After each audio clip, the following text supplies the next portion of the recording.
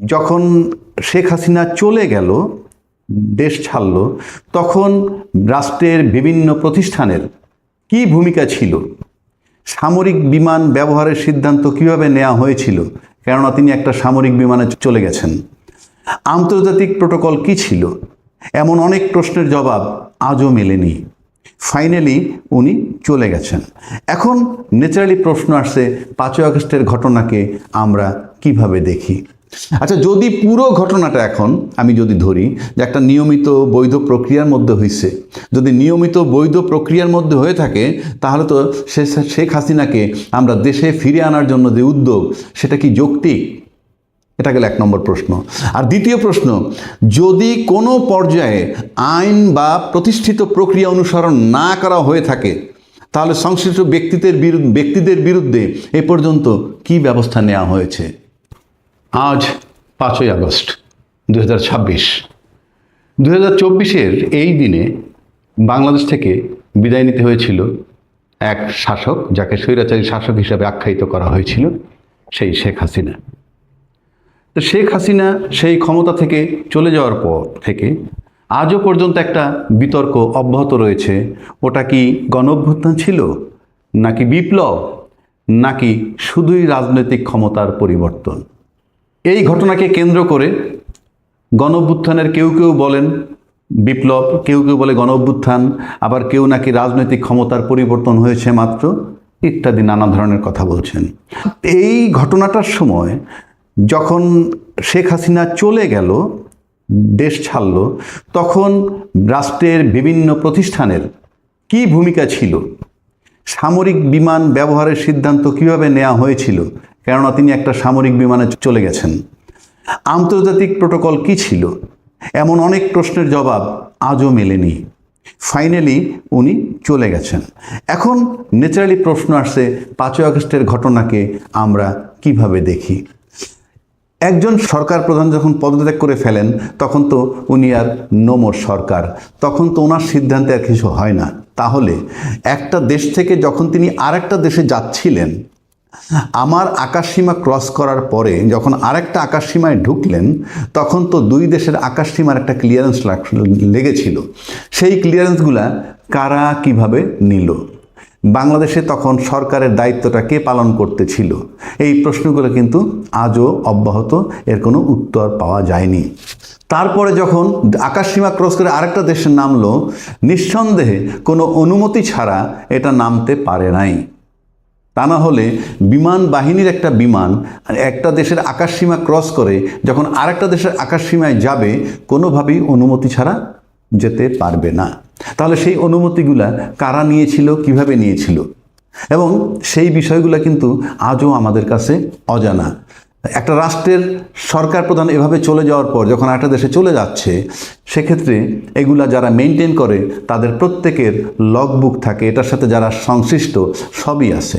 আজকে যখন তারা ক্ষমতার থেকে যাওয়ার পর, যারা ক্ষমতা আসলেন, অন্তর্বর্তীকালীন সরকার ছিল, তারপরে আসলে এখন বিএনপি সরকার, তাদের প্রত্যেকেরই তো জানা থাকার কথা, কিংবা জানার কথা, কিংবা সেই বিষয়ে তারা কোনো তদন্ত করেছেন কিনা বা করছেন কিনা, যেটা জাতি জানতে চায়। তারপরে আরেকটা বিষয় আসি, যদি বিষয়টা এমন হয় যে এদেশ থেকে সরকারি দায়িত্ব তখন যারা পালন করছে, সেই তারা যোগাযোগ করছে ভারত সরকারের সাথে, এবং এই ভারত সরকারের সাথে যোগাযোগ করার পর অবশ্যই ভারত সরকার অ্যাপ্রুভাল দিছে বলেই ওখানে নামতে পেরেছে। তাহলে আমরা যখন একটা নিঃসন্দেহে এটা একটা কূটনৈতিক সমঝোতা হয়েছিল, এটা কি ওই মুহূর্তে কূটনৈতিক সহযোগিতা ছিল, না আগেই করা ছিল? যদি কূটনৈতিক সহযোগিতা আগে হোক বা ওই মুহূর্তে করা হয়ে থাকুক, সরকারি অনুমোদনের মাধ্যমে যদি যেয়ে থাকেন উনি, তাহলে তো তাকে ওখানে পৌঁছে দেওয়া হয়েছে দুইটা সরকারের সমঝোতার মধ্য থেকে। তো দুই সরকারের সমঝোতার মধ্য থেকে যদি কাউকে পৌঁছে দেওয়া হয়, তাহলে আবার তাকে ফেরত আনার উদ্যোগটা কেন? এটা তো সমঝোতার ভিত্তিতেই গেছে। তাহলে এটা ক্লিয়ার করতে হবে এই সরকারকে, যেহেতু অন্তর্বর্তীকালীন সরকারও পরিষ্কার করে নাই, তাহলে এই সরকারকে পরিষ্কার করতে হবে যে আপনারা যে শেখ হাসিনাকে ফেরত আনতে চাচ্ছেন, কিংবা শেখ হাসিনা ফেরত আসবে বলে শুনতেছি আমরা, সেটা কিভাবে? সমঝোতার ভিত্তিতে যদি যেয়ে থাকে তাহলে তাকে ফেরত চাইব কিভাবে? আর শেখ হাসিনা তো আমাদের যে প্রত্যাবর্তন আইন আছে, যে অপরাধী প্রত্যাবর্তন যে আইন, সেই আইনের ভিতরে তো সে পড়ে না। সে তো রাষ্ট্রীয় প্রোটোকল মোতাবেকই ওখানে গেছে, তা না হলে যাবে কীভাবে? আর একটা দেশ তাকে অনুমতি দেয় কীভাবে? এখন যদি আমরা আরেকটা প্রশ্নে আসি, যদি বলা হয় এই প্রক্রিয়ার মধ্যে কারা কারা ইনভলভ থাকে, বাংলাদেশের স্বরাষ্ট্রমন্ত্রী, বাংলাদেশের প্রতিরক্ষা মন্ত্রণালয়, বাংলাদেশের পররাষ্ট্র মন্ত্রণালয়, এই তিনটা মন্ত্রণালয়ের সমন্বয় ছাড়া এই ঘটনাটি ঘটে নাই। এবং এই তিনটা মন্ত্রণালয় নিঃসন্দেহে ভারতেরও সংশ্লিষ্ট কর্তৃপক্ষের সাথে যোগাযোগ করেই তাকে ওখানে প্রেরণ করেছেন। তা নাহলে যে ফ্লাইটে উনি গেছেন সেটা একটা যুদ্ধ জাহাজ, বিমান বাহিনীর, এটা তো ইচ্ছা করলেই যেতে পারে না। তাহলে যদি অনুমতি নিয়ে যেয়ে থাকে তাহলে তো তাকে প্রত্যাবর্ষণ মানে আবার তাকে ফেরত চাওয়ার সুযোগ কোথায়? সরকার সমঝোতার ভিত্তিতে গেছে। আচ্ছা, যদি পুরো ঘটনাটা এখন আমি যদি ধরি যে একটা নিয়মিত বৈধ প্রক্রিয়ার মধ্যে হয়েছে, যদি নিয়মিত বৈধ প্রক্রিয়ার মধ্যে হয়ে থাকে তাহলে তো শেখ হাসিনাকে আমরা দেশে ফিরে আনার জন্য যে উদ্যোগ, সেটা কি যৌক্তিক? এটা গেল এক নম্বর প্রশ্ন। আর দ্বিতীয় প্রশ্ন, যদি কোনো পর্যায়ে আইন বা প্রতিষ্ঠিত প্রক্রিয়া অনুসরণ না করা হয়ে থাকে তাহলে সংশ্লিষ্ট ব্যক্তিদের বিরুদ্ধে এ পর্যন্ত কি ব্যবস্থা নেওয়া হয়েছে? কাজে আমি এখন যেটা বলতে চাচ্ছি, আজকে যদি আমার যদি এরকম কোনো দায়িত্ব পাইতাম কিংবা আমার কাছে থাকতো তাহলে অবশ্যই আমি এই বিষয়গুলোর উন্মোচন করতাম। কেন করতাম? এই কারণে একটা বিতর্ক চলতেছে, এটা বিপ্লব না অভ্যুত্থান নাকি শুধুই রাজনৈতিক ক্ষমতার পরিবর্তন।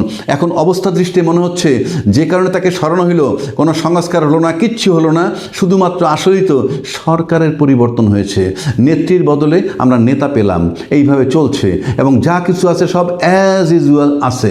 তার মানে অ্যাকচুয়ালি একটা রাজনৈতিক ক্ষমতার পরিবর্তন হয়েছে। যদি ক্ষমতার পরিবর্তন হয়ে থাকে তাহলে আমরা ওই কৈফিয়তগুলো চাই, যে সে দেশ থেকে ওখানে কিভাবে গেল। এবং আমি ব্যক্তিগতভাবে যদি দায়িত্বপ্রাপ্ত হইতাম আমি অবশ্যই এইগুলোর ভিতরে হাত দিতাম, যে সংশ্লিষ্ট কারা, এই আমার স্বরাষ্ট্র মন্ত্রণালয়ে কারা ছিল, প্রতিরক্ষা মন্ত্রণালয়ে কারা ছিল এবং পররাষ্ট্র মন্ত্রণালয়ে কারা এখানে ইনভলভ ছিল, এবং এই তদন্ত এখনও হচ্ছে না কেন, এই তদন্তগুলো আমি করার জন্য ত্বরান্বিত করতাম যদি আমার হাতে সুযোগ থাকতো। কিন্তু সেই সুযোগ তো আমার কাছে নেই। পাশাপাশি আমরা ভারত সরকারের কাছেও জানতে চাইতাম যে আপনারা এই যে আমরা যাদেরকে খুব খুনি, একেবারে খুনি বলে আখ্যায়িত করতেছি, শত শত ছাত্র খুন হয়েছে, আহত হয়েছে, তারপরে উনি যখন চলে গেলেন সেখানে তারা যখন তাকে আশ্রয় দিল, তাহলে আমরা দুই দেশ মিলে যে সমঝোতার ভিত্তিতে করেছি সেটা কি দেশবাসীর কাছে গ্রহণযোগ্য? এবং আমি সেই প্রশ্নটাও রাখলাম, এবং সেই সুযোগ থাকলে আমার কাছে সেটারও আমি তদন্ত করতাম যে দুই দেশ এটা কিসের ভিত্তিতে, কি কোনো কূটনৈতিক তৎপরতা বা কূটনৈতিক সমঝোতার ভিত্তিতে করেছিল কিনা, এটা আমার কাছে মনে হয়, আমার কাছে সুযোগ নাই, আমি হলে করতাম, কিন্তু দেশবাসী জানতে চায়, প্রশ্নগুলো থাকলো। এবং আমি মনে করি অন্তর্বর্তীকালীন সরকার পারে নাই, এই সরকারকে এই ব্যাপারে জবাব দেওয়া উচিত, বা আমার কাছে মনে হয় দেশবাসীর কাছে পরিষ্কার করা উচিত যে এটা তাহলে কি শেষ পর্যন্ত যে শুধুই রাজনৈতিক পরিবর্তন, ক্ষমতার পরিবর্তন হয়েছে কিনা, আর অভ্যুত্থান বিপ্লব যদি হয়ে থাকে এবং শেখ হাসিনা যদি এখানে সমঝোতার ভিত্তিতে যেয়ে থাকে এবং বাংলাদেশ সরকার সাথে ওই সরকারের সমঝোতার ভিত্তিতে যেয়ে থাকে, তাহলে তো তাকে আপনি ফেরত চাওয়ার কোনো সুযোগ নাই আপনার কাছে আর, কারণ সমঝোতার ভিত্তিতে। আর সমঝোতার ভিত্তিতে না হয়ে থাকে তাহলে অনতিবিলম্বে তদন্ত করে সেইটা জাতির কাছে প্রকাশ করা হোক। আমরা দেশের মানুষকে হয়তো অনেক বোকা ভাবি, অনেক কিছু ভাবি, কিন্তু আসলে আলটিমেটলি কি মানুষগুলো বোকা? আসলে তা নয়। কিন্তু আপনারা ক্ষমতায় যাওয়ার পর আপনারা যেভাবে বলছেন সেভাবে চলছেন। এটা কিন্তু সেই পুরনো থিওরি যে ফ্যাসিস্ট সরকার যখন ছিল সে যেভাবে চালাইতো ঠিক একই কায়দায় আজকে বিএনপি দীর্ঘ 16 বছর পর আবার ক্ষমতায় আসছেন। একটা মানুষ বাঁচে কতদিন, ক্ষমতায় থাকে কতদিন? আপনার তো ইতিহাস হতে হবে। আপনার তো এই নির্বাচনটাই শেষ নির্বাচন না। আজকে যদি সংবিধান সংস্কারের কাছে হাত দেন, অসুবিধাটা কোথায়? আমরা কেন বিনা কারণে কেন এই লড়াইটা করছি? এটা তো ছিল আমাদের আন্দোলন, সবার আন্দোলন। কে মাঠে কতটুকু ভূমিকা রাখছে সেটা মুখ্য কথা নয়, কিন্তু আমরা তো সবাই এক জায়গায় ছিলাম যে আমরা এই সংস্কারটা করব।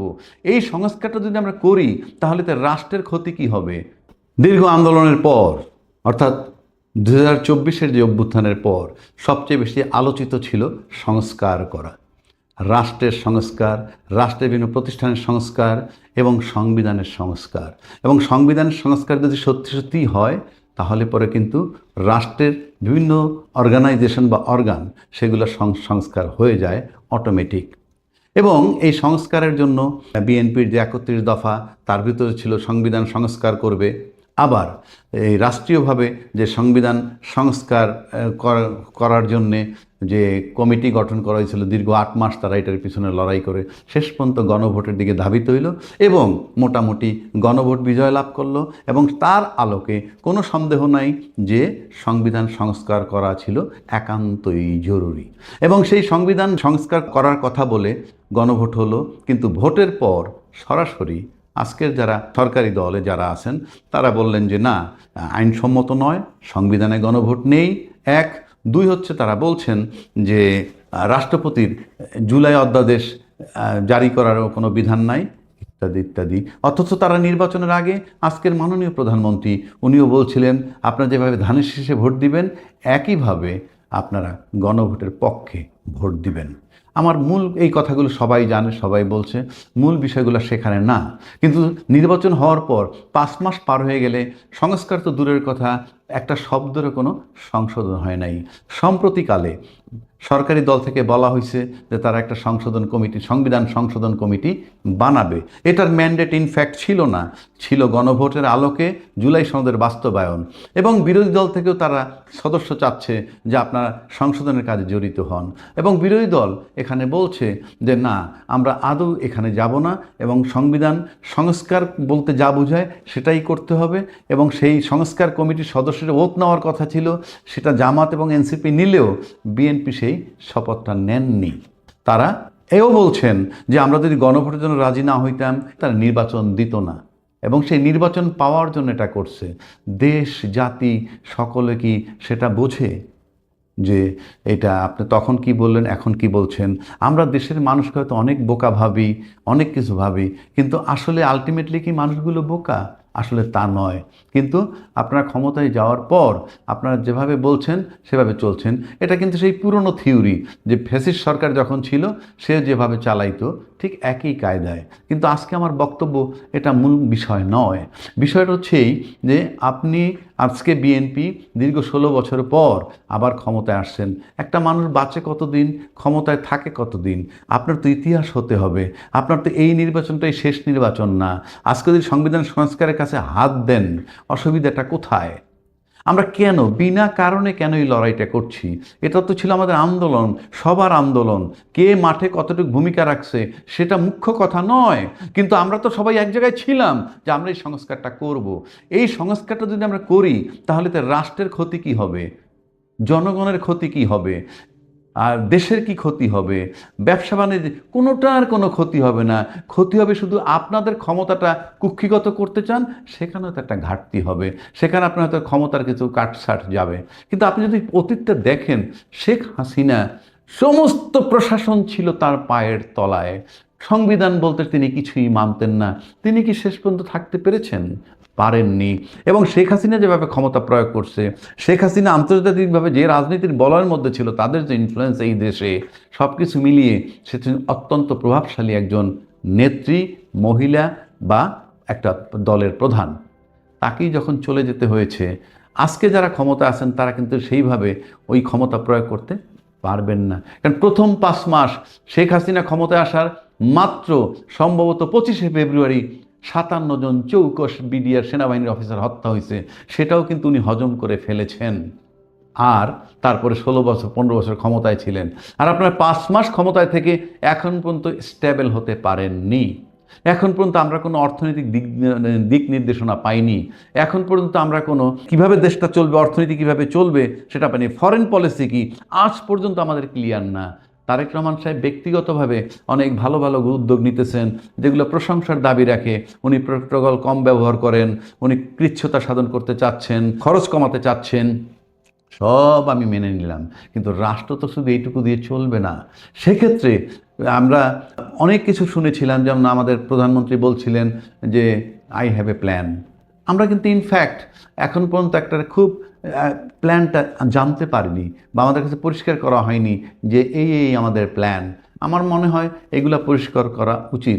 একইভাবে আর আজকে তার সারাউন্ডিং যারা আছে আমরা কিন্তু জানি, কাদেরকে উনি তার পাশে রেখেছেন বা কারা তার পাশে আছে। কিন্তু আমার কাছে মনে হয় যে সবাই বোধহয় মাননীয় প্রধানমন্ত্রীকে উনি ওনার পালস বুঝে বা ওনাকে খুশি রাখার জন্য নানান কথা বলেন। কারণ ব্যক্তি প্রধানমন্ত্রী যদি একটা বলয় থেকে বেরিয়ে আসতে চান, যেই বলয়টার ভিতরে থাকা উচিত না বা সেটা নিয়ে আন্দোলন হচ্ছে, সেটা ব্যক্তি প্রধানমন্ত্রীর পক্ষে খুব টাফ, তারপর উনি উদ্যোগ নিচ্ছেন।